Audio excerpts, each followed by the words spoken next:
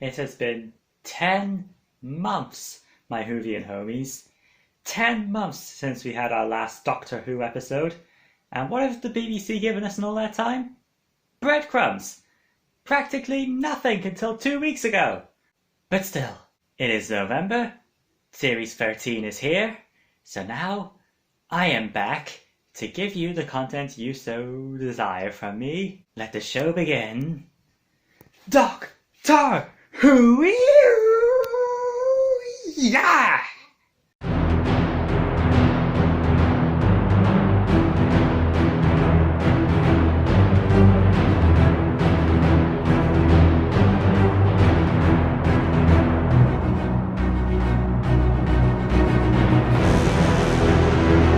Halloween Apocalypse.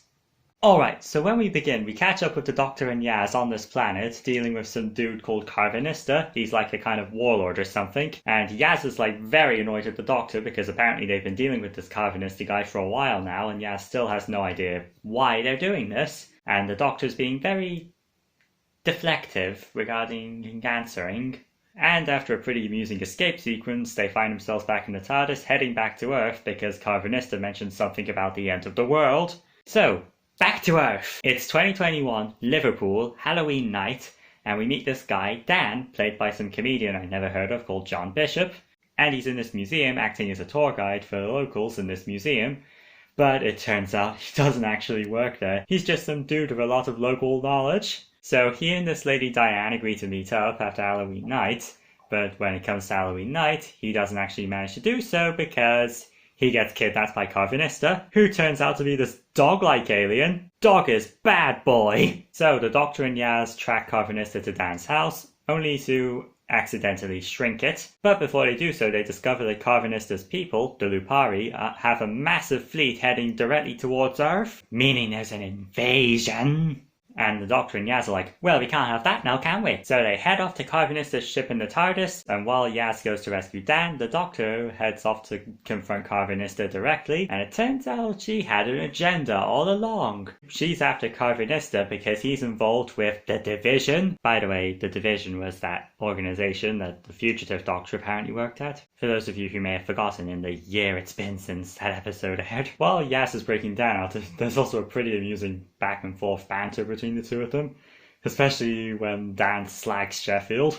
That was great. Don't know anything about Sheffield or Liverpool, but that was pretty amusing to see. And back with the Doctor and Karvanista, it turns out that Karvanista didn't have a malicious intent, and the Lupari aren't actually invading. They're a rescue force who are heading to Earth to basically kidnap all the humans on the planet so that the species can be saved from the Flux, which is some weird cosmic hurricane disintegrating planets. Dog is good boy! So the Doctor, Yaz and Dan head out in the TARDIS to try and find the Flux directly. We get the usual bigger on the inside, yada yada yada stuff. But funny enough, it's actually Yaz who does most of the explaining in this, as the Doctor's too distracted to really get the new guy used to the situation. So they go out into space. At first it seems like there's nothing there, but then and Dan's like, oh, what's that? And then, oh my god, it's the Flux! And it's heading right for us! So the TARDIS speeds back to Earth, and the Flux is directly on its wooden tail, and the Doctor contacts Karvanista being like, hey, you said your fleet can connect together to form some kind of shield, right? I need you to do that for me. Cheers, kisses. So Karvanista gets the Lupari fleet to do that, and the episode ends with the TARDIS being consumed by the Flux, and the Doctor's like, the end of the universe? I always wondered what it would feel like.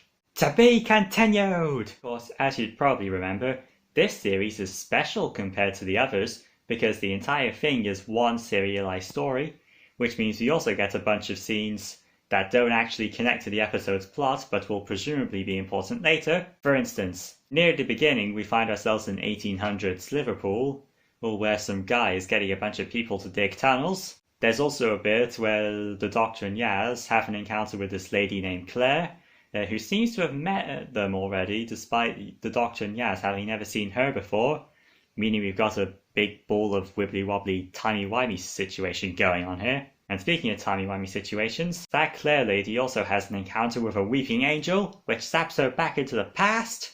Oh yeah, and then we also have a cutaway to a Sontaran ship, where it seems this Sontaran and this other Sontaran are also up to no good. One of them is played by Dan Starkey, though I couldn't actually tell which one was which. Oh yeah, then there's this like swarm alien thing who like has a bunch of crystals on him and he disintegrates people and the disintegration winds up becoming a part of him. I guess that's why he's called Swarm, maybe there's a hive situation going on. And he goes to Earth and encounters this other lady who turns out to actually be his sister in a human disguise. And this Swarm character seems very intimately familiar with the Doctor, like they're old enemies sort of thing. But the Doctor doesn't remember meeting this guy at all, which means we either have another timey-wimey situation going on, or this is the timeless child. And then there's also this other guy in an observation space station, who is the first person we meet who sees the flux, and he is obviously horrified by it and decking it out of there, so I imagine he'll be important later on. So yeah, that was Flux, Chapter 1, The Halloween Apocalypse. I honestly quite liked this episode. It was very interesting seeing how it was all coming together because of the part 1 of a 6-part story thing going on. So we get the bits that don't obviously connect later on, but will obviously be built up for later. And of course the pacing is much more slower because we don't have to worry about cramming an entire narrative into 50 minutes, meaning we don't have any of the potential pacing issues we might have had with other Chibnall scripts in this era. I really enjoyed Dan. Just a pretty fun new addition overall. And the fact that he's from Liverpool as well also puts a smile to my face, because it's like, hey, we're going to more places that aren't London. Who knows? Maybe one of the days the Doctor could come visit my home, Liverchestershire Hemfield. And the Doctor and Yaz's dynamic is also really good in this, because they've basically solidified into a intuitive, we know what each other is thinking TARDIS team, where Yaz gets to be able to do plenty of doctory things without the Doctor being there to help her.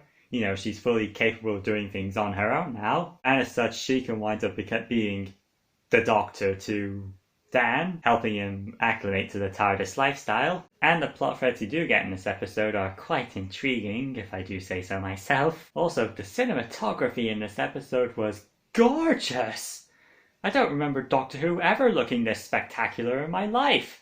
And I've been watching it for pretty much all of my life. So, in conclusion, I give The Halloween Apocalypse 10 out of 10 best Doctor Who episode ever! I am the Doctor Who Kid, and I will see you next time, my Whovian homies, for The War of the Sontarans.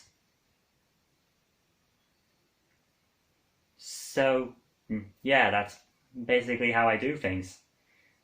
All I do is just like recap the plot of the episode and then just give a brief summary of my opinions at the end. I mean, I was watching my videos over lockdown and they're so embarrassing. And I don't mean the time I fell into an alt-right pipeline. I mean, like, just the production is a mess. It's jump cutty galore because I pause a lot. I don't write a script for these. I literally just say these off the cusp. And yeah, I mean, I end every episode with 10 out of 10, best Doctor Who episode ever. I mean, I know I'm very positive-minded towards the show, but that's just like a lazy brain or something, right? I mean, there must be something I can do to make my videos better, you know? Well, if you're having issues with your style so much, why not experiment? Hey, that's it! I'll do different styles for each episode and see which one is right for me. Yeah, okay, you do that. Now get out. I have a big thing I'm working on and I don't need any interference.